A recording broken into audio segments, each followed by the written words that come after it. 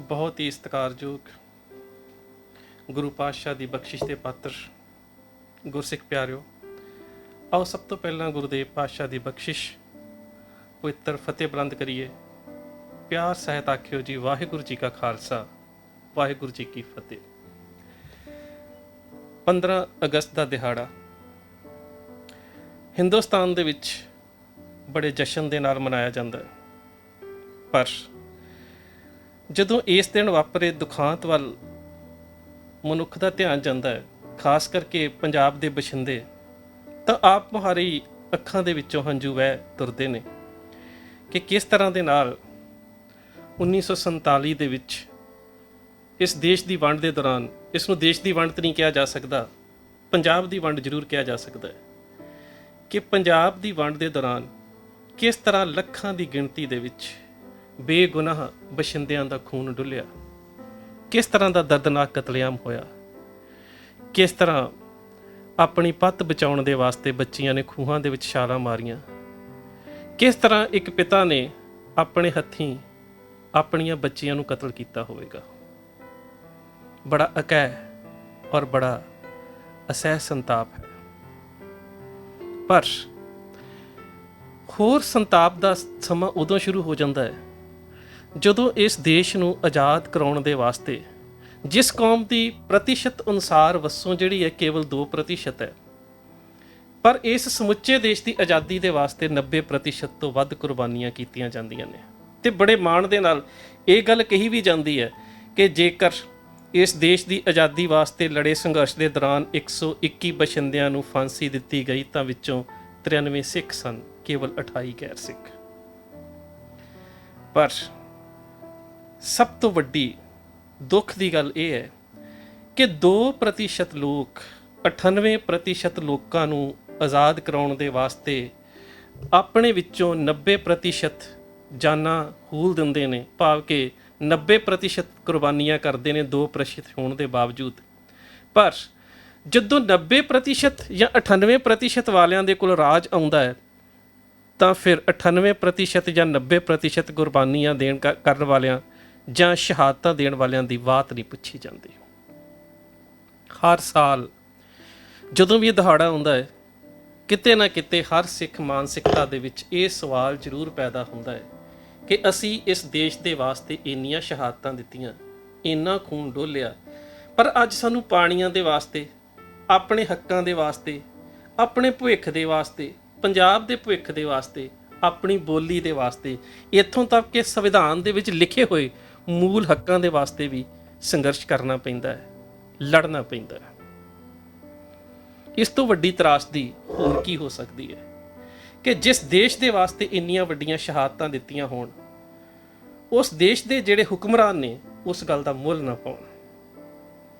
ਔਰ ਫਿਰ ਉਸ ਤੋਂ ਵੱਡੀ ਦੁੱਖ ਵਾਲੀ ਗੱਲ ਵੀ ਹੋ ਜਾਂਦੀ ਹੈ ਕਿ ਜਦੋਂ ਇਹ ਗਣਤੰਤਰ ਦਿਵਸ ਦੇ ਤੇ ਆਜ਼ਾਦੀ ਦਿਵਸ ਦੇ ਜਸ਼ਨ ਮਨਾਏ ਜਾਂਦੇ ਨੇ ਤੇ ਫਿਰ ਉਹ ਸਿੱਖਾਂ ਦੀਆਂ ਰੈਜੀਮੈਂਟਸ ਜਿਹੜੀਆਂ ਬਾਰਡਰਾਂ ਦੇ ਉੱਪਰ ਲੜਨ ਦੇ ਵਾਸਤੇ ਤਾਂ ਵਰਤੀਆਂ ਜਾਂਦੀਆਂ ਨੇ, ਅੱਜ ਵੀ ਚਾਹੇ ਤੁਸੀਂ ਕਾਰਗਿਲ ਦੀ ਜੰਗ ਦੇ ਅੰਕੜੇ ਵੇਖ ਲਓ ਜਾਂ ਚੀਨ ਦੇ ਨਾਲ ਹੋਈ ਘੁਸਪੈਠ ਦੇ ਵਿੱਚ ਸਿੱਖਾਂ ਦੀ ਸ਼ਮੂਲੀਅਤ ਨੂੰ ਵੇਖ ਲਓ, ਤਾਂ ਸਾਰੇ ਤੱਥ ਜਿਹੜੇ ਨੇ ਉਹ ਮੂੰਹ ਬੋਲਦੇ ਨੇ ਕਿ ਕਿਸ ਤਰ੍ਹਾਂ ਦੇ ਨਾਲ ਅੱਜ ਵੀ ਸਰਹੱਦਾਂ ਦੇ ਉੱਪਰ ਸਿੱਖ ਬਸ਼ਿੰਦੇ ਆਪਣੀਆਂ ਜਾਨਾਂ ਹੂਲ ਕੇ ਲੜਦੇ ਨੇ, ਪਰ ਸਿੱਖ ਰੈਜੀਮੈਂਟਸ ਨੂੰ ਉਸ ਪਰੇਡ ਦੇ ਵਿੱਚੋਂ ਲਾਂਭੇ ਰੱਖਿਆ ਜਾਂਦਾ ਹੈ।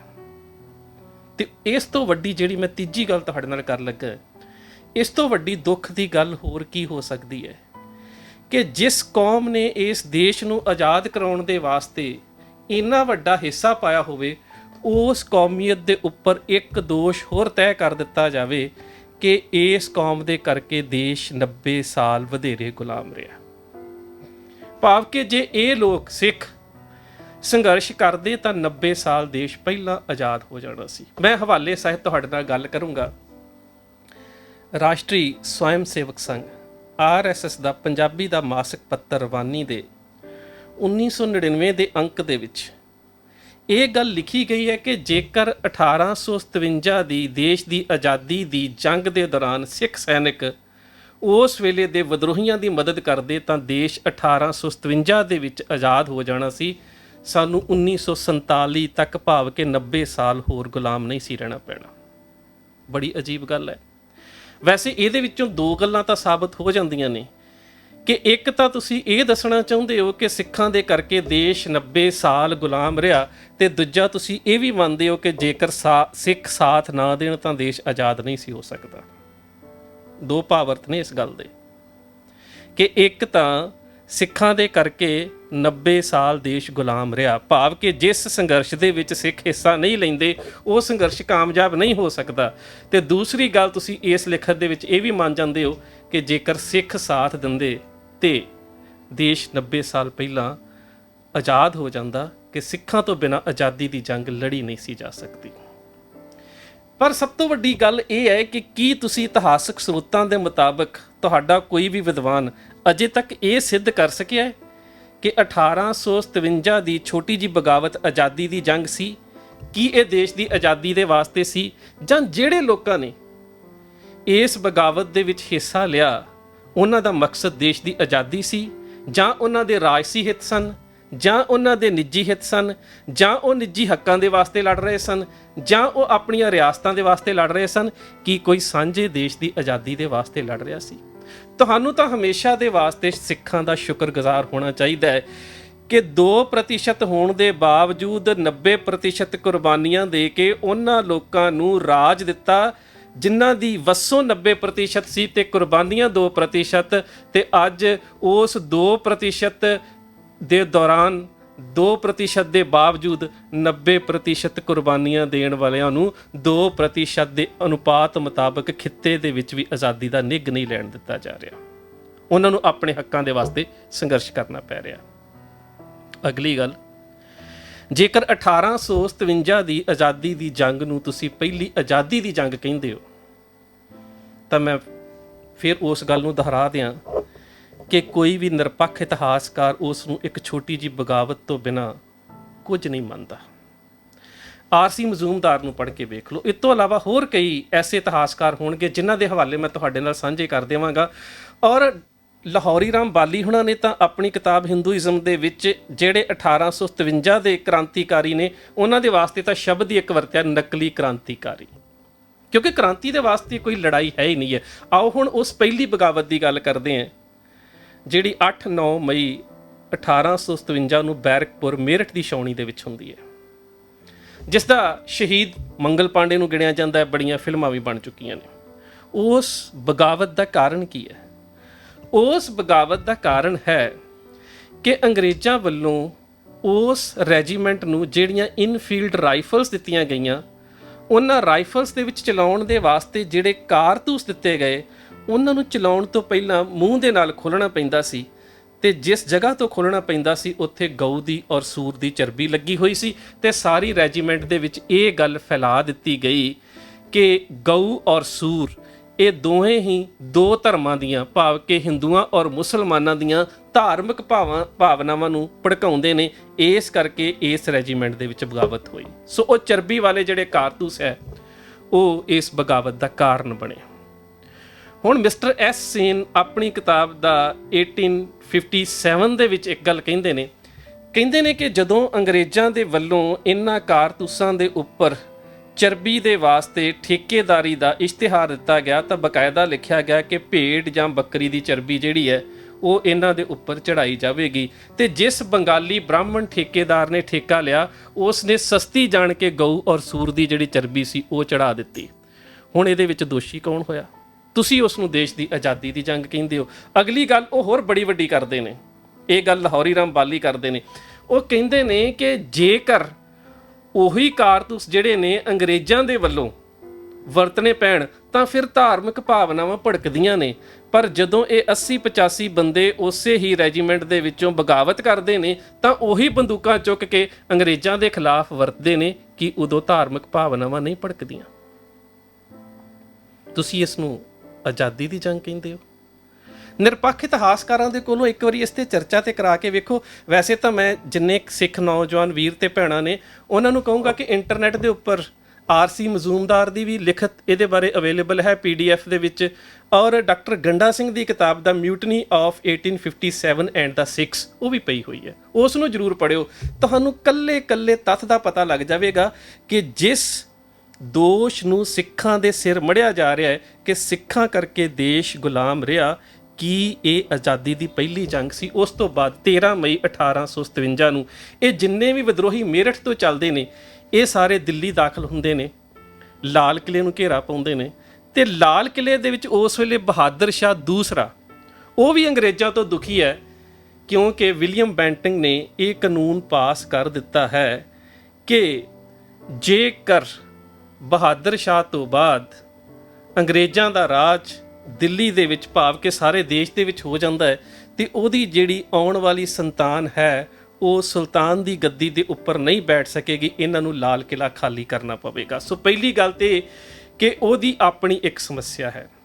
ਦੂਸਰੀ ਗੱਲ, ਜਿਸ ਵੇਲੇ ਉਸ ਨੂੰ ਵਿਦਰੋਹੀ ਕਿਲੇ 'ਚ ਘੇਰਦੇ ਨੇ ਉਹ ਅੰਗਰੇਜ਼ਾਂ ਨੂੰ ਇੱਕ ਪੇਸ਼ਕਸ਼ ਵੀ ਕਰਦਾ ਹੈ ਕਿ ਜੇਕਰ ਮੇਰੀ ਗੱਦੀ ਦੀ ਸਲਾਮਤੀ ਦੇ ਵਾਸਤੇ ਮੈਨੂੰ ਥੋੜ੍ਹਾ ਜਿਹਾ ਮਹਿਫੂਜ਼ ਰੱਖਿਆ ਜਾਵੇ ਤੇ ਮੈਂ ਅੰਗਰੇਜ਼ਾਂ ਦੀ ਮਦਦ ਕਰਨ ਨੂੰ ਤਿਆਰ ਹਾਂ।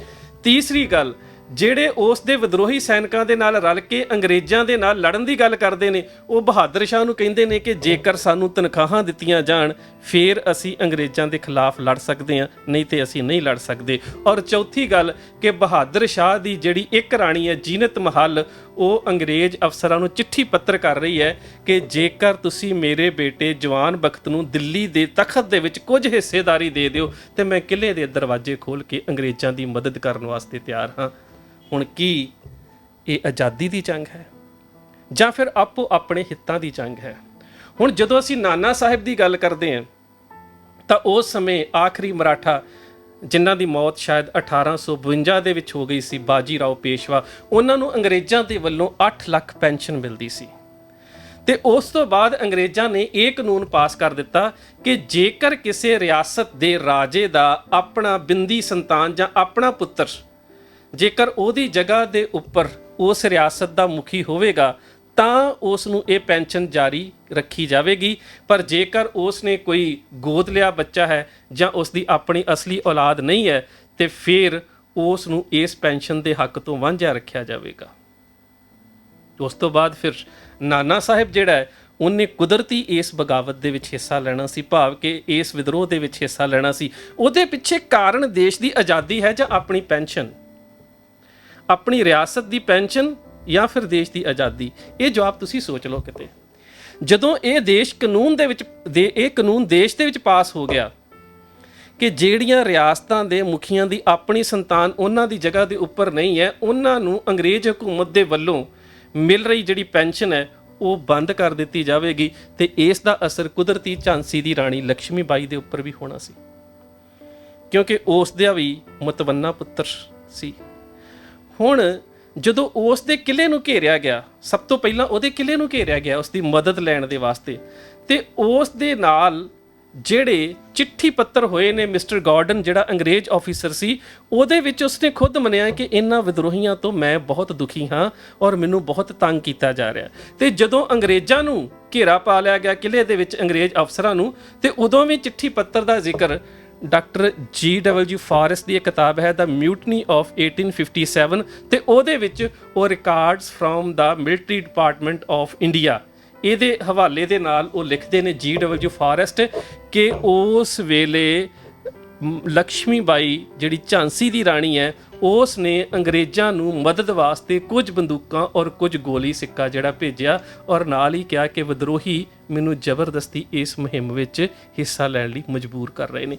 ਹੁਣ ਤੁਸੀਂ ਦੱਸਦੇ ਹੋ ਕਿ ਇਹ ਜਿੰਨੇ ਵੀ ਲੋਕ, ਫਿਰ ਗੱਲ ਉੱਥੇ ਆ ਜਾਂਦੀ ਹੈ ਕਿ ਜਿਹੜੀ ਹਿੰਦੂਇਜ਼ਮ ਕਿਤਾਬ ਦੇ ਵਿੱਚ ਲਾਹੌਰੀ ਰਾਮ ਬਾਲੀ ਕਹਿੰਦੇ ਨੇ ਨਕਲੀ ਕ੍ਰਾਂਤੀਕਾਰੀ, ਤੇ ਗੱਲ ਤਾਂ ਫਿਰ ਉੱਥੇ ਆ ਜਾਂਦੀ ਹੈ ਕਿ ਜਦੋਂ ਲਾਹੌਰੀ ਰਾਮ ਬਾਲੀ ਇਹਨਾਂ ਨੂੰ ਨਕਲੀ ਕ੍ਰਾਂਤੀਕਾਰੀ ਕਹਿੰਦੇ ਨੇ, ਕਿਉਂਕਿ ਕ੍ਰਾਂਤੀਕਾਰੀ ਤੇ ਉਹ ਹੁੰਦੇ ਨੇ ਜਿਹੜੇ ਆਪਣੇ ਨਿੱਜੀ ਮਫਾਦਾਂ ਤੋਂ ਉੱਪਰ ਉੱਠ ਕੇ ਸਮੁੱਚੇ ਸਮਾਜ ਦੇ ਵਾਸਤੇ, ਦੇਸ਼ ਦੀ ਆਜ਼ਾਦੀ ਦੇ ਵਾਸਤੇ ਜੰਗ ਕਰਦੇ ਨੇ।